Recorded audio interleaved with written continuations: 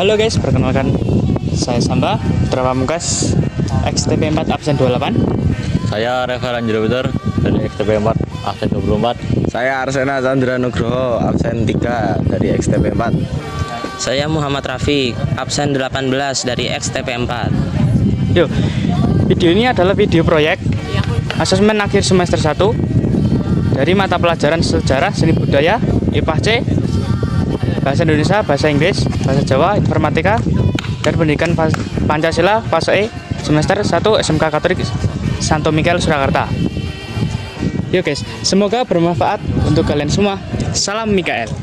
Salam Mikael. Kulon Bu, Sugeng Jing, Kulo kalih nyanjang saking sekolah SMK Katolik Santo Mikael. Ajeng wawancara babagan tentang kubur Solo. Sabiburane nipun kalih Ibu sinten niki? Ibu tiang asli mriki nggih. Ibu ten mriki nyambut damel dados napa nggih? Warung mriki nyambut damel dados Perwisata niku tegese napa? terus biasipun lari-lari sing disebut penjelasan terus ilmu pengetahuan. Sampun pinten taun Bu? Sampun gangsal tahun Mas.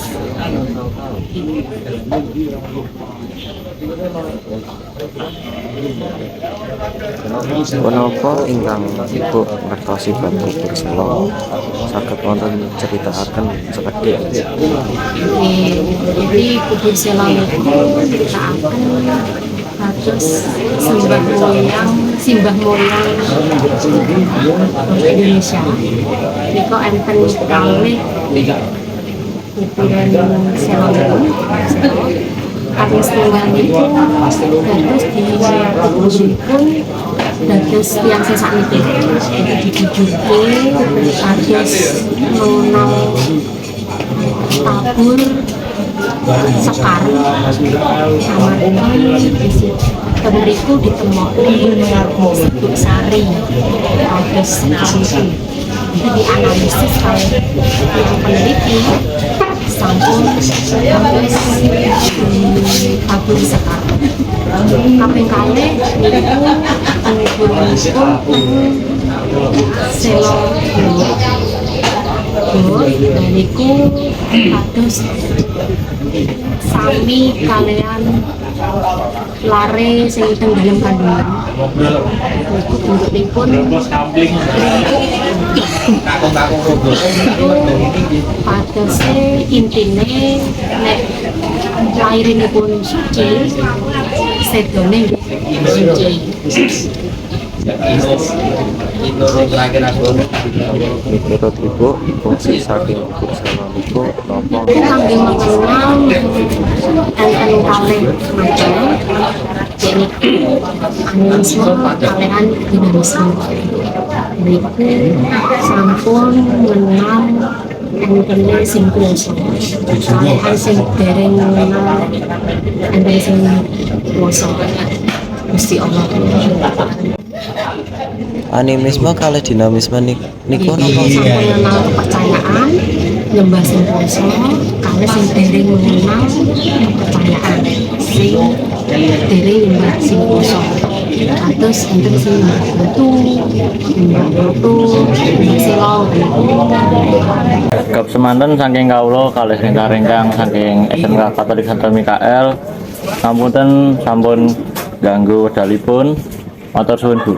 Jadi sekarang saya akan menjelaskan tentang kubur batu. Kubur batu adalah salah satu benda purbakala peninggalan zaman megalitikum.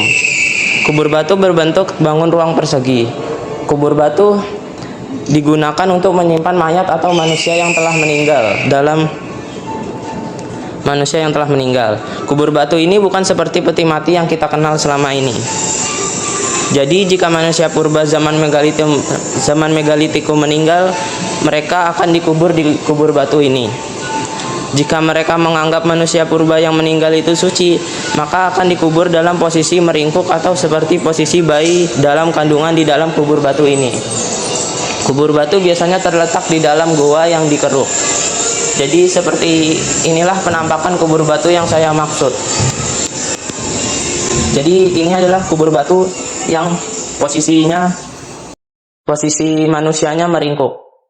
Dan di sebelah sini adalah kubur batu dengan posisi manusia yang tidak meringkuk. Dan rangka ini ditemukan di Kecamatan Punung, Kabupaten Pacitan, Jawa Timur. Rangka ini berusia 7.000 tahun. Ciri fisik yang diperkuat dengan tes DNA menunjukkan ras Mongoloid individu Austranosia awal. Temuan ini merupakan cikal bakal dari penduduk Indonesia sekarang, yang awalnya ditafsirkan berasal dari Taiwan berdasarkan teori Out of Taiwan. Nyatanya individu dari Songkeplek Punung Pacitan menunjukkan individu paling tua dari bangsa penutur bahasa Austronesia. Jadi itulah pembahasan tentang kubur batu dari saya. Terima kasih. Aku dan teman-teman dari sekolah SMK Katolik Santo Mikael mau mewawancarai tentang budaya di sekitar sini, tentang masyarakat atau tentang manusia purba yang berkaitan dengan budaya, mungkin begitu.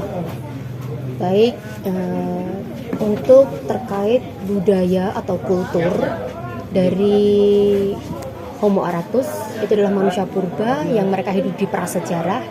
Jadi mereka karena hidupnya di zaman batu paling tua, Paleolitikum. Produk litik yang ditemukan itu melewati jejak temuan budayanya, alat batu, dan di situ ada rekam jejaknya. Yang pertama ada batuan non masif, di situ ada temuan alat batu serpih berupa serut, bilah, kemudian untuk menyayat, menguliti, dan juga untuk menyerut. Di situ dinamakan budayanya karena di situ ada bekas campur tangan manusianya di ciri batuan yang ditemukan. Yang kedua non masif. Yang kedua adalah masif, di situ berupa kampak. Ada kampak perimbas, kampak penetak maupun kampak genggam yang digunakan fungsinya untuk memotong kayu, memotong tulang, memotong hewan buruan, dan juga ada bola batu yang fungsinya untuk memecahkan tulang, memecahkan biji yang keras. Jadi mereka sudah punya kepandaian untuk membuat peralatan alat batu. Karena di situ juga batuan itu mengandung silika, jadi sedikit pemangkasan sudah mendapatkan ketajaman. Sampai sekarang pun silika juga masih digunakan untuk proses pembuatan kaca. Oh, silika tuh sama kayak godon? Silika itu kayak, jadi kandungan mineral silika. Oh, kandungan. Jadi batu itu bisa mengeras. Prosesnya itu ketika lahar itu keluar mengendap dan tercampur oleh arang, maka warnanya akan menjadi gelap atau seperti batu kalsedon itu warna hitam. Ada yang murni warnanya orange, kalsedon yang orange, maka yang hitam tadi andesit. Itu andesit itu yang sekarang digunakan untuk pembuatan candi yang sama. Bahan dasarnya, iya batu andesit. Candi-candi itu bahannya dari andesit. Itu sama dengan perkakas yang digunakan oleh Homo erectus, itu keras. Mereka sudah punya kepandaian untuk memilihnya. Budaya-budaya alat batu itu digunakan untuk memenuhi kebutuhan mereka. Budaya itulah salah satu yang membedakan antara manusia dengan kera.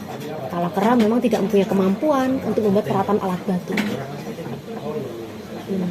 Yang kedua, kalau tentang masyarakat sekarang, antara kultur yang ada hubungannya dengan Homo erectus atau kehidupan masa lalu, itu ada tarian semacam Balung Buto. Nah, di sini juga ada cerita legenda, cerita Balung Buto. Tentang apa? Jadi ada kaitannya dengan Sangiran juga. Jadi ceritanya itu di Sangiran ada raksasa yang namanya Tegopati. Dulu masyarakat mengira fosil-fosil yang besar itu adalah tulangnya manusia raksasa atau balungnya Buto. Tapi masyarakat ternyata salah. Itu ternyata adalah fosil kaki atau paha Stegodon. Stegodon itu apa ya? Stegodon itu gajah spesies yang ditemukan di Sangiran.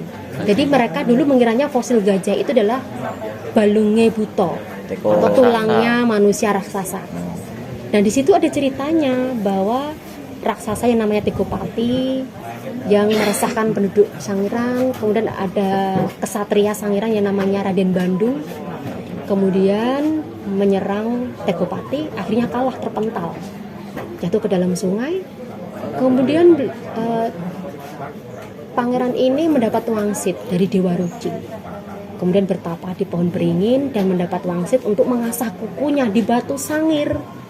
Jadi sangir itu namanya berasal dari sangir, dalam bahasanya artinya mengasah. Ya, jadi sebenarnya itu batu asah atau batu ungkal. Batu ungkal itu dulu terkenal di Sangiran karena para petani masih menggunakan batu ungkal, karena dulu mayoritas penduduk Sangiran itu petani kan.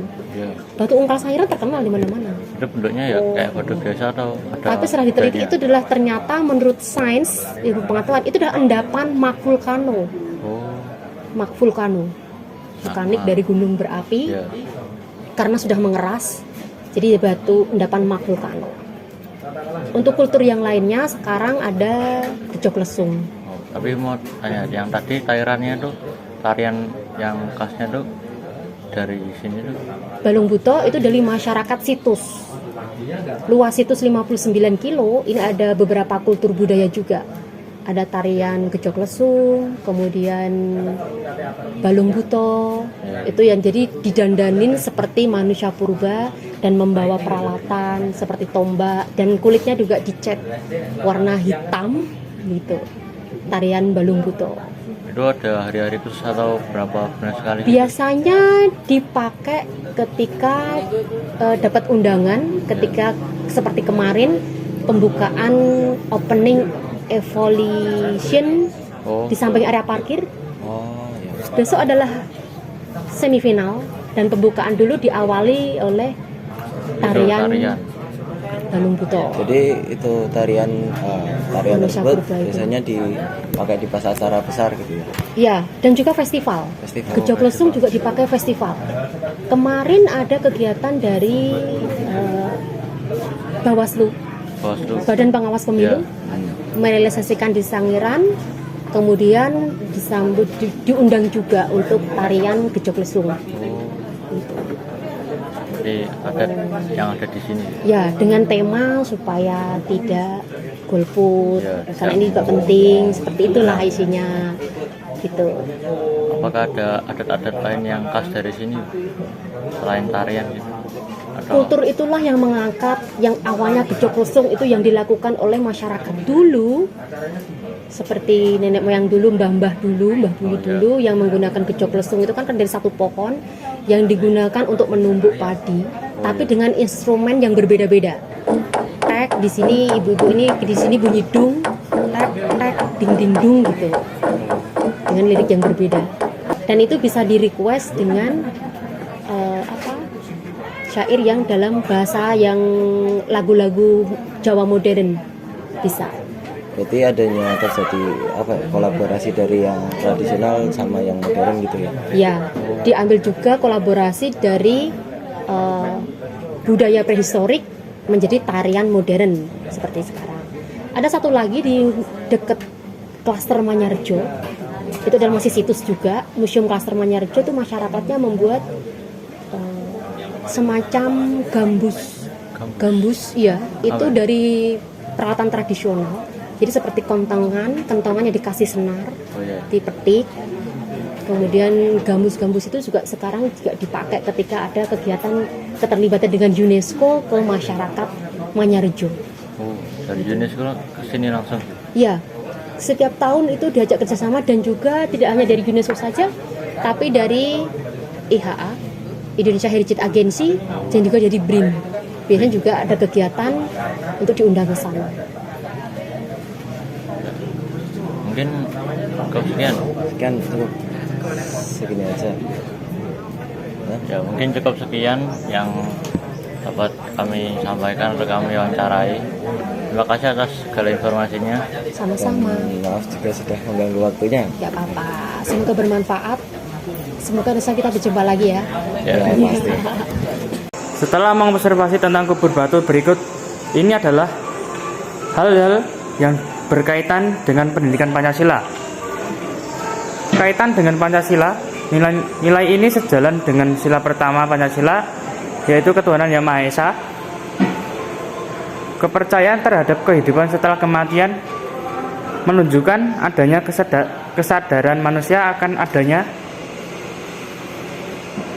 kekuatan yang lebih tinggi dan kehidupan abadi.